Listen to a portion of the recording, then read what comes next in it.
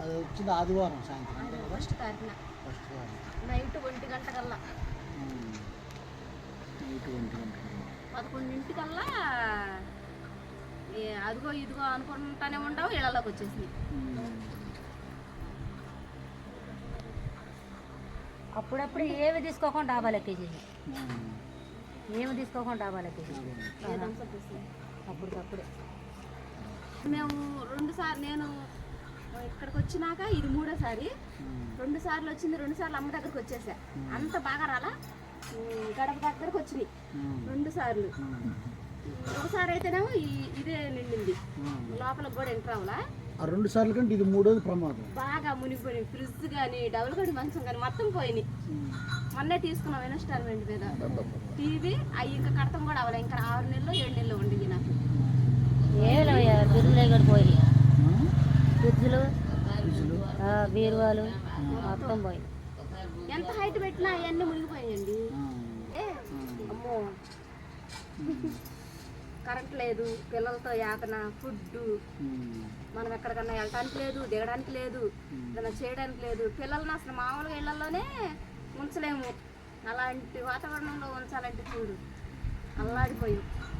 కానీ చాలా దేవుడు చాలా గొప్ప ఇది చేసినట్టే, గొప్ప కార్యాలు చేసినట్టు. మాకు ఊరినే పనిముట్లు పోయి కానీ మనుషులకు మాత్రం ఏమీ లేదు. అసలు ఆ టైంలో ఫుడ్ అనిపించాడంటే దేవుడు చాలా కృతజ్ఞత. మా ఊర్లో ఒక ఆయన ఉన్నాడు, అసలు పడవలు వేసుకొని వాటర్కి కానీ ఫుడ్కి కానీ మాకు ఉండటానికి కానీ ఏమీ లేకుండా చేసాడు.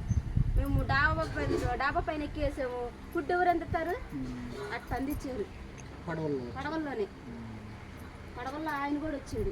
అంటే ఆయన గవర్నమెంట్ ఆయన అంటే ఎమ్మెల్యేనా లేకపోతే కొంచెం కలిగిన ఆయన, ఒక బిజినెస్ మ్యాన్ పైగల ఆయన. ఆయన మా ఊరు వాళ్ళు పేదవాళ్ళు అందరూ ఇట్లా అయిపోయారు అని సహాయం చేశారు. వరద తగ్గినాక 3 రోజులు చేశారు, 3 రోజులు 2 రోజులు చేశారు.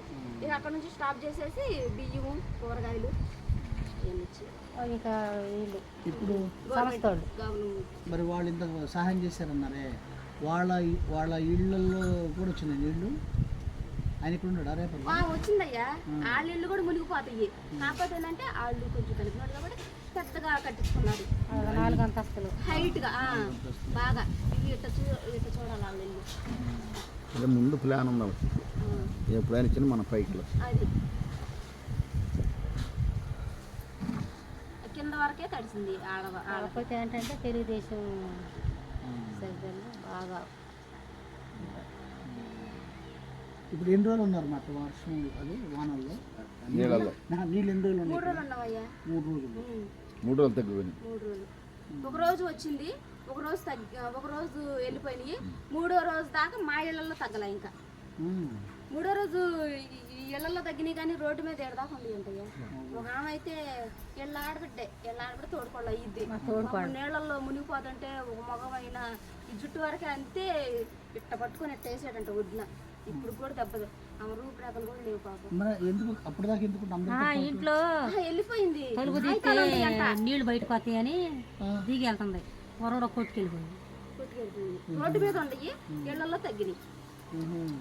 వరవడ కొట్టుకెళ్ళిపోతే ఒక అతను లాక్కొచ్చాడు. ఇప్పుడు కూడా పాపం చలి జ్వరం అదే దడుపు మీద ఉందలే, దడుపు మీద ఉంది, భయపడిపోయింది నీటి ప్రవాహం, దడుపు మీద ఉంది. అదిగో ఇల్లు అయితే ఏతేసినా కానీ అంతదయ్యా లోపలికి, ఆ గోడ వచ్చేసిద్ది. నేను నిన్న వెళ్ళి చూసా. చనిపోలేదు, చనిపోవడానికి అయితే ఎవరు చనిపోలేదు. అక్కడ దాకా వెళ్ళారు కానీ బతికారు. ఆమె ఉదాహరణకు ఆమె ఒక ఆయన ప్రతిభావ అని ఒక ఆయన ఉన్నాడు, ఈత రాక వెళ్ళిపోయి ఆడో ఇరుక్కున్నాడు. చాలా కంగారు పడ్డారు. ఫోన్లు ఉండవు, ఆ ఫోన్లు సిగ్నల్ కూడా లేదు. ఇక అప్పుడు నైటే ఉంది సిగ్నల్ లేక కరెంట్ లేక అసలు నానా నరక వేతన పడ్డాను. నిద్రకుటే లేదు కానీ తినడానికి మాత్రం ఉంటాక మాత్రం బాగానే ఉన్నామయ్యా. డాబా మీద ఉంటాము, డాబా మీద ఉంటామే. వాళ్ళు మంచినీళ్ళు సౌకర్యం, అన్నం. 2 రోజులు కూడా దేవుడు ఎండ లేకుండా చేసాడు, అన్న లేకుండా చేసాడు. అట్టా అప్పుడు బాగా వాన కొట్టింది, ఇప్పుడు ఎండ బాగా తెస్తుంది. ఈ ఎండం బట్టే గుంజుకుంటున్నారండి. ఇళ్లలో పనులు చేసి ఇప్పుడు ఉండవాళ్ళు కూడా దిగజారిపోయారు బాగా. అంత ఉండ్రు బాగా పేరుకుపోయి బీరువాళ్ళు ఫ్రిడ్జ్ల్లో మన మాలోళ్ళు 6 చొప్పున 4 ఎకరాలు 5 ఎకరాలు